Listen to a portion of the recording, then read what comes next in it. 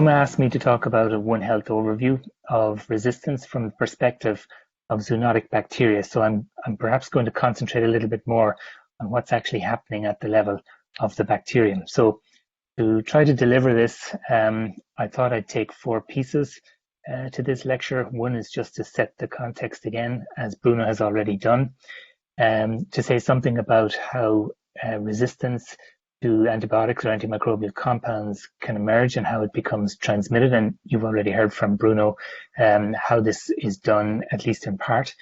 And then what I try to do is give you a couple of examples just to show you some real live information to convince you, not that I need to do that, but to convince you that in fact what we're talking about here is a real issue which has, as Bruno was mentioning, a societal dimension from the context of One Health. And then I'll end up with a few final thoughts, but I'm very loath to have those final thoughts because I'm not a veterinarian, so I really should never preach to such a noble profession. But anyway, so let's take a quick look, first of all, at this antimicrobial agent in a One Health context. And again, as you've already heard from Bruno, and he has shown you some more up-to-date information. Some years ago, this paper appeared in a journal called the Journal of Antimicrobial Chemotherapy, and it really just looked at the usage of antimicrobial agents across 10 European states in the year 2007. And without looking at the text on the right-hand side, this graph is really striking because what it really tells us is that we use a lot of antimicrobial agents in animals for therapeutic purposes or for production purposes. And also what it tells us is that the nature of the compound that we use differs. So if you look on the left-hand side of my graph here, predominantly you see tetracyclines being used. And if you go to the right-hand side of the graph, up in the Nordic countries, there is very little use of tetracyclines. There is some good take-home messages, nevertheless, from this particular graph, in the sense that some of the more important antimicrobial compounds for the purposes of animal and human health are not evident within this study. However, this study really forms the basis upon which we begin to build this whole concept of One Health and this dissemination issue that I'll talk about in a moment, where these resistance mechanisms are being transferred from the human domain to the animal domain to the environmental domain and back and forwards again. As I've already said, use of antimicrobial agents in food-producing animals serves two purposes. The therapeutic aspect, of course, which ethically is very important, and then, of course, the production aspect where farmers are trying to make good on their investments.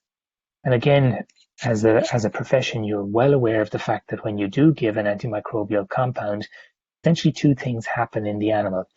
The drug may be metabolized, in which case you get a residue that has to be controlled, or the piece that we really can't control to any great extent is the evolutionary impact, whereby you have the emergence of resistant bacteria coming from the gastrointestinal tract of these animals, which can then be subsequently transmitted.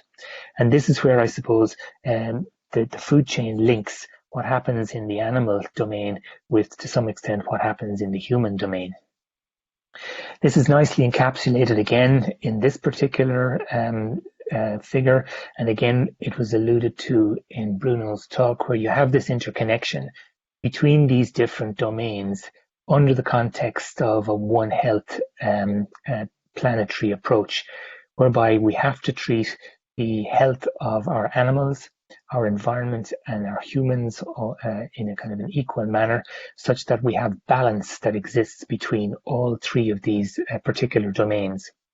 What we don't have at the moment, and which I'll come back to briefly at the end, is we don't have a surveillance system that actually maps this. We have parts of a surveillance system that connects up perhaps the animals and the humans, but very little of a surveillance system that looks at the environment. So we really don't have a clear view of dissemination patterns as of yet, and as I'll show you.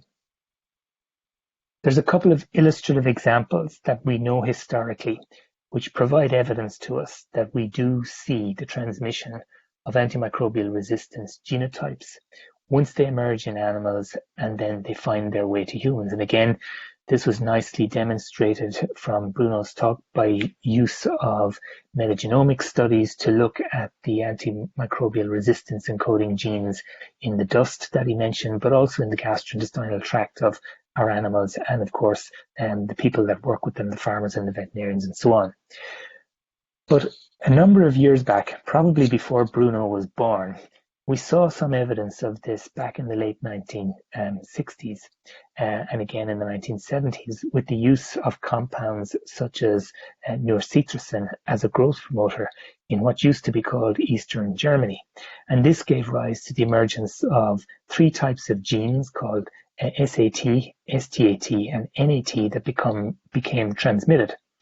And again, there was evidence even back then that this transmission was occurring as a result of the occupational interaction between farmers and their pigs. More recently then, we've seen the use, in Europe anyway, of avoparcin as a growth promoter, and the selective pressure that places on the gastrointestinal tract, giving rise to the emergence of these vancomycin-resistant enterococcal strains. And again, these are a huge clinical challenge for human medicine at the present time in terms of trying to control gram-positive infections. And then more recently, we've seen the emergence of a mobile resistance mechanism to an old drug called colistin. And this was reported in China back at the end of 2015, whereby this gene MCR1 was detected in bacteria cultured from pigs and also from humans. And this very unusual mobile resistance mechanism was discovered. And this has subsequently then given rise to these colistin-resistant Enterobacteriaceae, which are becoming problematic in clinical medicine. Indeed, the emergence and evolution of resistance to colistin has been so fast that in 2015 we had discovered MCR1. This was followed by the discovery of MCR2 by colleagues in Belgium, and now the subsequent discovery of additional variants of this gene, denoted as MCR3 all the way up to MCR10 and subsequent variants within those particular groupings. But this type of data proves one thing, and that is that antibiotic selection can give rise to the emergence of resistance mechanisms, and once these resistance mechanisms emerge, in many cases they can then be transmitted. And I suppose this has caused huge challenges for the World Organization for Animal Health, and not alone OIE, but also WHO, the extent that they have begun to describe listings of antimicrobial compounds in different types of categories, which place an emphasis on their importance. So in the OIE listings, we have these veterinary critically important antibiotics, which I've tried to color code here by way of the antibiotic families. Then you have these veterinary highly important antibiotics, and then all other important antibiotics. And these are the compounds that are licensed for use in animals. There are other agents that are not licensed for use in animals, such as carbapenems, oxazolidinones, and glycylcyclines. And interestingly, we would think that resistance mechanisms to those particular compounds should be less likely to arise in bacteria coming from animals. Just hold that thought, and I'll come back to it later on. So we also see, and again from what Bruno says, that this problem of antibiotic resistance is spreading worldwide. In fact, we now are in a situation where almost all disease-causing bacteria have become resistant to some kind of an antibiotic. And with respect to the beta-lactamase-mediated mechanisms of resistance, we have over 1,000 enzymes that are known to inactivate penicillin-type drugs, and these have been described since before 1990. A couple of examples that have really hit the headlines are these carbapenems, which are called these New Delhi metallo beta-lactamase number 1, or NDM1, which was discovered in 2008, not in an animal or a human isolate, but rather in an environmental isolate. Then you have these carbapenem-resistant Klebsiella pneumonia, which are common in clinical settings. And then in that kind of divide between the animal domain and the human domain, we have these extended spectrum beta-lactamase resistance encoding genes that are now being transmitted from foods of animal origin and also in clinical settings. There are several risk factors, again, that you're very likely to be familiar with, which can drive the dissemination of these resistance genotypes. And of course, agriculture and veterinary use is one of them. The global trade in food, of course, being another one, whereby these are directly related to the veterinary profession broadly. It's interesting when one steps back to look at this, but it's quite likely that the general public, as we currently stand, really don't have a detailed understanding of the challenge that's facing society with respect to the emergence of AMR. Again, when we try to summarize all of this, I use this figure to teach students about antibiotic resistance, and this figure really summarizes all of the main mechanisms that we know to be related to resistance. So, for example, we see in some cases that when an antibiotic, which are denoted by the red disc, makes its way into a bacterial cell, it can become degraded. Sometimes when you have resistance, you have an antibiotic making its way into the bacterial cell where it can't contact its target. You have other mechanisms whereby the bacterium develops some way of precluding the entry of the antibiotic, or you have another mechanism involving these transport systems here where the antibiotic is simply extruded through the bacterial membrane. In fact, in all of these four cases, there are genes which underpin that particular phenotype. And it's those genes, when they become moved around, give rise to this dissemination pattern that we talk about. Again, as Bruno has mentioned in his talk, we have seen increasing numbers of cases of deaths attributed to antibiotic-resistant bacteria causing infections. And if we really do nothing to try to tackle this problem, it's estimated that by the year 2050, when the world population will have doubled, we'll be seeing something like close to 5 million deaths being reported in Asia as a result of an AMR bacterium, 4 million deaths in Africa, and so on.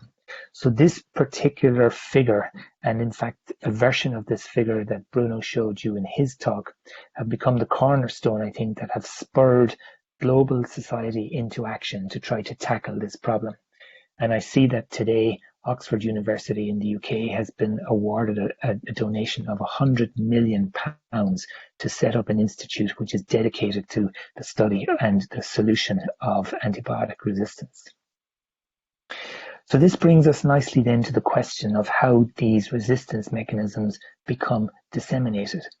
And I think there are two issues here in play. One is what I call a clonal expansion of resistant bacteria. And again, Bruno mentioned this briefly at the start of his talk, where you talk about the adaptation of bacteria to a particular niche. And this is something we see time and time again. So there are examples of adapted pathogens. I give you some ideas here, such as Salmonella indiana, which has become adapted in the poultry population, for example, in China. You also see the emergence of these Campylobacter strains that exhibit a very high level of resistance to fluoroquinolone antibiotics, which is mainly mediated through the overexpression of these efflux pumps that I mentioned a couple of moments ago. And then, of course, we know that there are certain types of Staphylococcus aureus that appear to be livestock associated. So in some way or other, the genetic structures of these types of bacteria gear those organisms for adaptation within a particular ecological niche. And we can study these organisms by sequencing their whole genomes and analyzing the genomic data that comes from that. The second mechanism here is what I call the dissemination of resistant markers. And this is where these genes encoding resistance to antibiotic become moved about. And there are again a number of players in this particular grouping. One, of course, would be conjugate of plasmids, which was alluded to in the last talk. Another example would be a very large type of genetic structure called an ICE element, or in fact, the role of bacteriophages, which could have an adverse effect in this context by way of the movement of antibiotic resistance genes between bacteria. And again, we can study this type of development by way of using various types of sequencing strategies.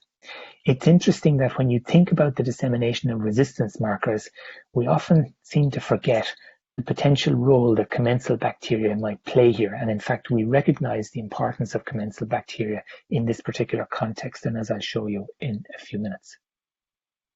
So this next slide just summarizes all of the known mechanisms which contribute to the transfer of resistance markers between bacteria. Conjugation is perhaps the most important one. And again, in the nice video clip that Bruno showed you, you can see the transmission of a plasmid from one bacterium to another by way of a bridge called the pilus. A second mechanism, which is less common, is a transformation mechanism, whereby when bacteria become old, they degrade, their macromolecular structure breaks down and their DNA becomes fragmented and liberated, and it can be picked up by certain types of bacteria, Bacillus being an example, Campylobacter being another, whereby exogenous DNA becomes integrated. And then the third mechanism, which I mentioned briefly a moment ago, is the role of bacteriophages in the dissemination of antibiotic resistance genes between different bacteria. Of course, we've seen evidence of these dissemination mechanisms on a global scale, whereby we've seen the emergence of MCR1 that I alluded to earlier on, encoding this mobile resistance mechanism to colistin. And that story started in China a number of years ago. As I've mentioned earlier than that, we've seen the emergence of the NDM1 from New Delhi in India back in 2008. And then, of course, subsequent emergences of these carbapenem-resistant Klebsiellas and these reduced quinolone-resistant mechanisms that are mediated by certain types of plasmids. The problem with all of this is that we're always behind the curve here. We're never really in front of this. So when we use an antimicrobial agent, we get the inevitable consequence of this, which is the selective pressure and the emergence of a resistance mechanism. And also the second thing to say here is that we're relatively myopic in terms of our focus on resistance, because we tend to look at this in the context of only human pathogens, whereas we should be looking at it in the context of a One Health, where we look at environmental bacteria and also bacteria associated with animals. So just to take a quick couple of examples then, just to illustrate what is happening in certain cases. So the first one here is just a simple story to tell you about the dissemination of an extended spectrum beta-lactam resistance mechanism called CTXM1, which is associated with a particular type of plasmid called INC-I1. And so this was a study which used conventional microbiological methods in the laboratory, antimicrobial susceptibility testing, and some plasmid sequencing and bioinformatics to try to get some resolution to this particular study. So the study involved looking at 4 different types of food-producing animals and simply recovering the ESBL positive Enterobacteriaceae by way of standard classical microbiological culture, and then the identification subsequently of the nature of the ESBL genotype. And these are color-coded for you here in the different segments of the pie. And straight away you can see something quite interesting, because here you can see that in the food-producing animals, poultry, the ovines, the bovines, and the porcines, you can see evidence of a predominant genotype called CTXM1. So this would appear to be an ESBL resistance mechanism, which is associated with food-producing animals. If you look in humans, the predominating mechanism is slightly different. It's CTXM15. And by and large, that's what turns out to be true. But that's only part of the story. So in this very complicated looking heat map here on the left-hand side, you can see a summary of part of that study that I described in the previous slide, where we have these E. coli strains isolated from humans, chickens, calves, pigs, and lambs, and the plasmid profiles of those strains were investigated, as you can see here in this block of the heat map. And you can see here, if you look at the numbers, these plasmids are very, very large. So this was a very unusual finding in this particular study, because the wisdom of microbiologists tells us that plasmids that are very large impose a selection cost on bacteria, and they tend not to be very successfully incorporated into their offspring. I think this study really puts a fire under that particular argument. In fact, these strains are completely healthy and they're well able to maintain these very large molecular weight plasmids. Why is this important? It's important because when you start looking at the ability of some of these bacteria from the study to transmit these ESBL genotypes, you begin to see something very unusual. So in this particular slide here, you're looking at combined pairs. So this is one particular strain which came from a human, H1038. This is the transconjugant. So in other words, the plasmid has moved from this strain to a recipient. The selection here is for the ESBL. And when you look on the right-hand side here, you can see that in nearly all of these cases, the particular type of plasmid called an INC-I1 plasmid that appears to be moving all the time. If we summarize this with the following table, you can see, I hope, that we are presenting evidence here of the dissemination of a molecular mechanism. It is not an adaptation of a clone and an expansion of that clone by virtue of the fact that all of these bacteria have a different sequence type, whether they're coming from humans, from chickens, or from lamb. You can also see here that nearly all of these cases, in fact, in all of these cases, they're positive for a beta-lactamase mechanism, which of course is the ESBL in this case. When we take those plasmids and we look at them in more detail by way of sequencing, and we compare the sequence of the plasmids coming from chickens that are expressing this ESBL resistance mechanism, and we compare them against plasmids coming from humans, again expressing the same resistance mechanism, you can see here that if you look at the gray shading, there's an incredible degree of conservation between all of these particular structures, which suggests to us that we have evidence here from this study of the movement of these very large plasmids with no apparent disadvantage to the bacterium, and the transmission of these ESBL markers from bacteria that originated in the food-producing animal, in this case the chicken, and these can be disseminated to humans by way of the food chain, which is what we think. In another example of this type of movement, if we return back to the MCR1 gene again, which, as I've mentioned, encodes resistance to colistin. So this was a study which was conducted in China between the years 2011 and 2016. So remember, 2015 was the first report of the isolation of this mobile resistance mechanism, again using a combination of conventional microbiology and molecular biology. So the background to this, of course, is the fact that colistin is an important antimicrobial compound discovered in the 1940s. But it really didn't have much call for its use in clinical settings because of nephrotoxicity. The other thing which was known about mechanisms of resistance to colistin at the time was that most of these mechanisms were associated with mutations at the level of the bacterial chromosome. In other words, we really didn't see any evidence of the transmission of this particular resistance mechanism by way of an acquired route. At least that was until 2015, as I've said, when MCR1 was discovered, and then subsequently in 2016, where MCR2 was discovered. Now, why is this important? Well, again, this was alluded to by Bruno in his talk.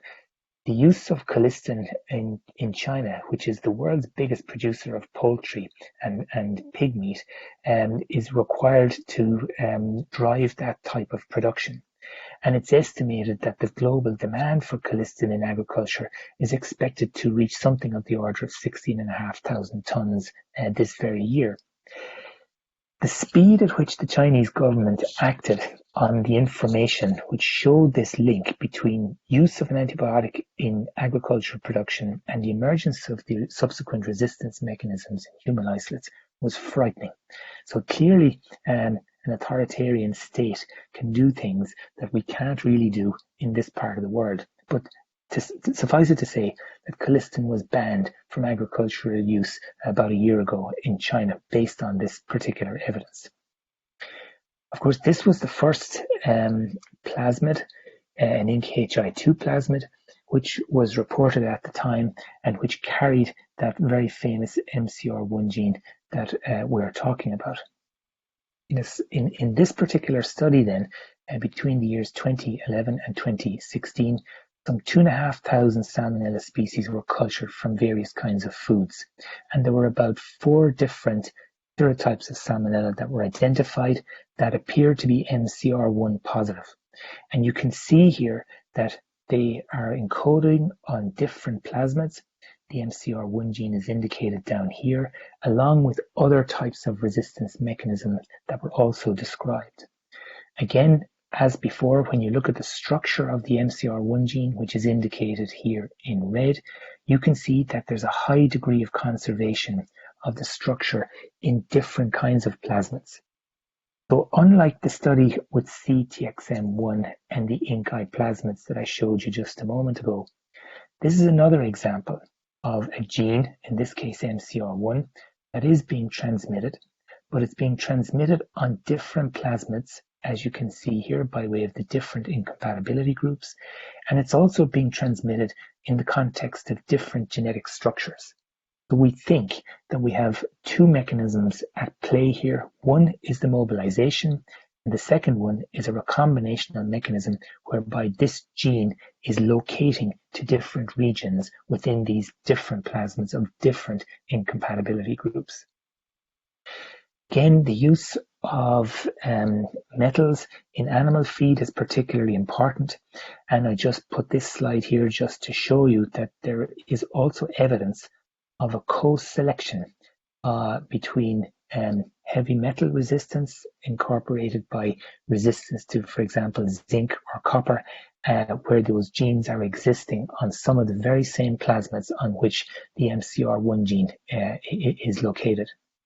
So when we talk about surveillance and we talk about the use of antibiotics in various kinds of settings, and EFSA and all the other various national agencies through their zoonosis reports each year try to marry up the use of an antimicrobial agent and the emergence of resistance, what they don't look for is the linkage between those resistances that we're looking at and any other kind of resistance mechanism, either to an antibiotic or to a heavy metal.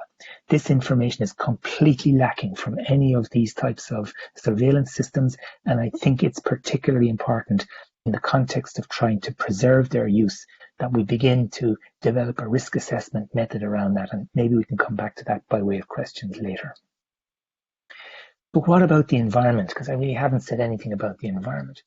Well, this next couple of slides in the 4th little piece that I'll talk about shows you some evidence of an environmental impact of using antimicrobial compounds to treat animals. And again, the experimental strategies here would involve chemical methods to evaluate the level of compound in the soil, quantitative PCR, 16S ribosomal RNA metagenetics, and some bioinformatic analysis. So just to show you this. So this was a study which was published a number of years ago from Denmark. A very interesting study which looked at the appearance of penicillin resistance genes in agricultural soils and compared that appearance with the appearance of a resistance mechanism to the same antibiotic in clinical isolates. So in these particular soil samples, these were archived soil samples since the year 1923. What the authors of the study wanted to do was they wanted to measure the beta-lactam encoding resistance genes, BLA, along with class 1 integrons by way of quantitative PCR.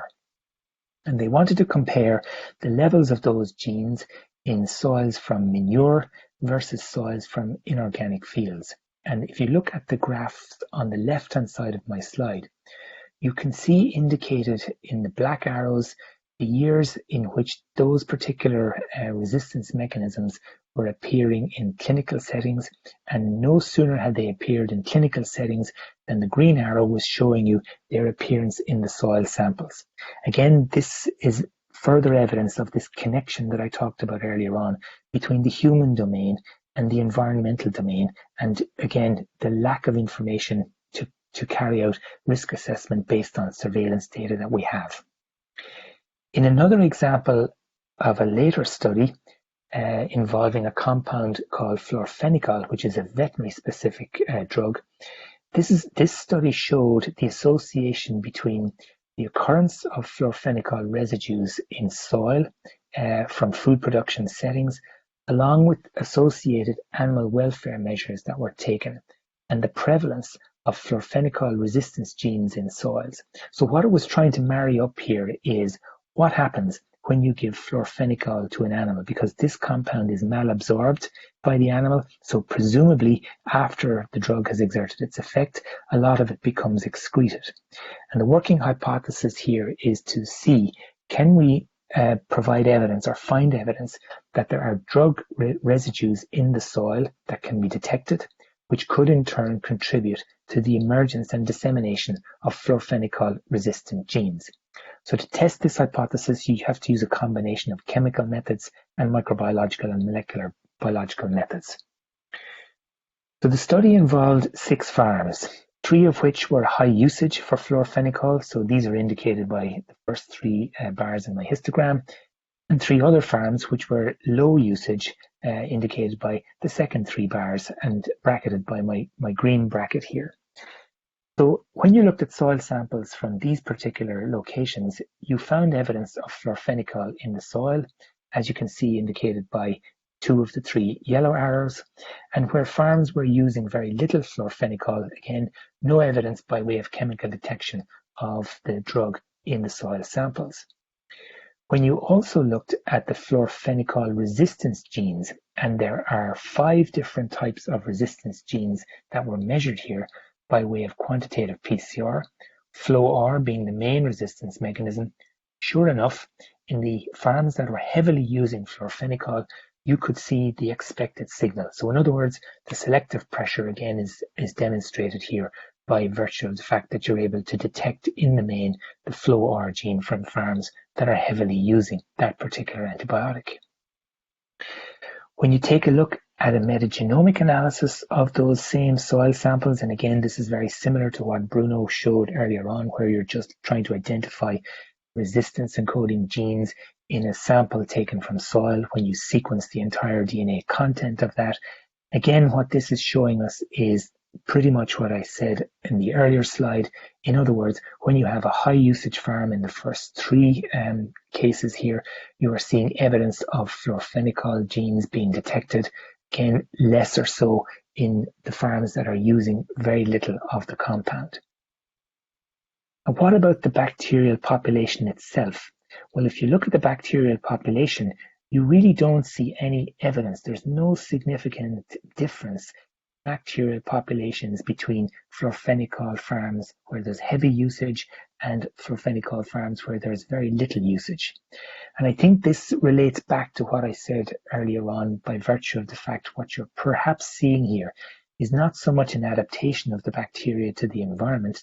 The environment appears to be reasonably standard, but you are seeing the dissemination of this resistance gene FLOR in the main, along with some of the other florfenicol resistance encoding mechanisms between bacteria that are sharing that ecological niche. The last example I'll show you before I conclude is a very interesting one, and one that has only occurred very recently. I mentioned when I talked about the classification of antibiotics by way of WHO's list or OIE's list. Tigecycline is not an antibiotic that you will find on the OIE list. That's one of these glycylcycline compounds that I mentioned earlier on. But this is a compound which is really only licensed for use in humans, so it's preserved for human use. Florfenicol, on the other hand, as we understand, and as I've just shown you, is a veterinary specific agent. So here, what I'm going to show you is a study that was published just last year, which demonstrated the emergence of a tigecycline resistance mechanism in bacteria that were selected from food-producing animals when cultured on a selective media containing the antibiotic tigecycline. And in this particular study, again, these were from pigs, 7 isolates were identified where the minimal inhibitory concentration was above the breakpoint. In other words, these bacteria were resistant to tigecycline. And remember, they're coming from pigs. So it begs the question as to why tigecycline resistance would even exist in such an animal. Again, looking at those 7 isolates, they were sequenced and a gene called TETX4 was identified. And this particular gene was associated with a particular type of plasmid, again called an INC F2 plasmid. Not alone that, but when the plasmid was sequenced, a second gene encoding resistance to fluorphenicol this time was identified pretty much close to the presence of the TETX4. So if I show it to you diagrammatically, this is the FLOR gene here, this is the TETX4 gene, and this is one of those particular plasmids coming from one of the study isolates. This is a very unusual scenario because here we have an example of a human-specific antibiotic, tigecycline, and a corresponding resistance mechanism, TETX4, being physically linked with a veterinary-specific antibiotic, fluorphenicol, and its associated resistance mechanism, FLOR. So in other words, in a veterinary context, if a veterinarian was to prescribe fluorphenicol, you would co-select the tigecycline resistance mechanism here. So if this particular bacterium was to transmit from a food-producing animal by way of contact or via the food chain to a human, and the human needed an antibiotic if they were very ill, and the clinician decided to use tigecycline, you'd end up with a therapeutic failure. Part of the reason why we think these things are emerging is not alone because of dissemination, which I have alluded to, but also a mechanism which we don't really talk about very much until a number of years ago because we couldn't really see it, this recombination mechanism. This is an example of one of those particular isolates in the study where when the sequence of the DNA was analyzed, there were two very large plasmids that were identified. One plasmid here, which was about 190,000 base pairs in size and contained an insertion sequence element called 26, along with a penicillin and an aminoglycoside resistance mechanism, in addition to a second smaller plasmid of about 92,000 base pairs, which contained sulfonamide resistance along with fluorphenicol and, in fact, the tigecycline resistance mechanism. And what happens here is that these two plasmids can co-integrate, forming this massive plasmid of about 284,000 base pairs. And figure C here just shows you the mechanism. So this is the 190 plasmid, this is the 92 plasmid. The insertion sequence element function as hotspots where you get a recombinational event between the two, and the two plasmids fuse to give you this very large plasmid, which can then be transmitted.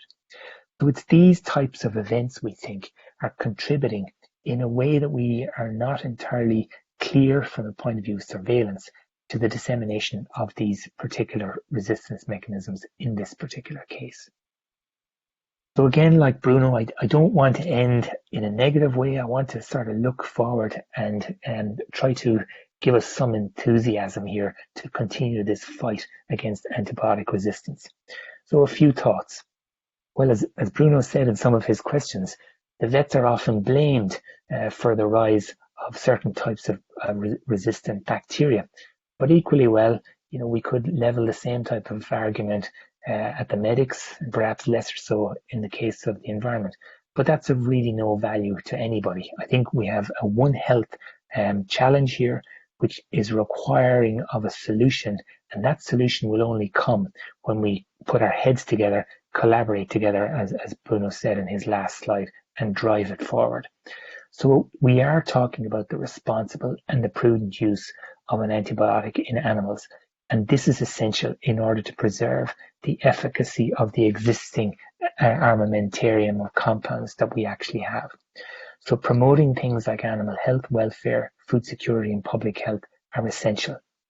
And promoting these concepts will require well-structured and integrated veterinary services where we're all talking to each other, and bolstered by strong national legislation. And this really forms the basis upon which the OIE standards for the use of antimicrobial agents in terrestrial and aquatic animals is derived from. So how do we go about using less antibiotics? Well, the way to do that is to have less disease. And the way to have less disease is to consider the following. So what can we do about reducing antibiotic resistance in animals and across the food chain? Well, where we're thinking of using an antibiotic, really the first option is ask the question, is a drug really necessary? And again, This is where alternatives become hugely important. And again, some of those that Bruno mentioned in his talk, like, for example, the use of bacteriophages, the use of probiotics, etc., have some value here. And to some extent, these can be applied in addition to improving animal welfare. The implementation of biosecurity measures, vaccine and hygiene cannot be understated. These are essential methods which can help to reduce the dissemination of resistant bacteria. I mentioned surveillance systems earlier on. There is no surveillance system that I know of that links what's happening in humans to what's happening in animals to what's happening in the environment. So we really need to take another look at this from the context of One Health. So we're talking about farm to fork surveillance. There are some examples of systems out there like Denmark, Maren in the Netherlands. There will be similar systems in other countries around Europe, NARMS in the US. But again, these really don't look at the environment and integrate the environment as part of that surveillance system. Data on drug usage, as I alluded to, again, is important here. And it's important in terms of trying to balance that equation between the amount of antibiotic that's used and the consequential downstream effects of the emergence of resistance.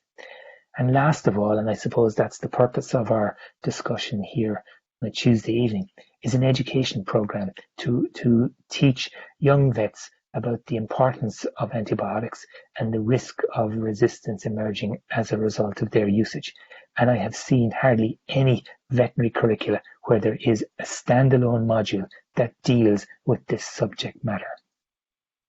I'll end on that point, and thank you very much for your attention. I hope you found that to be quite useful.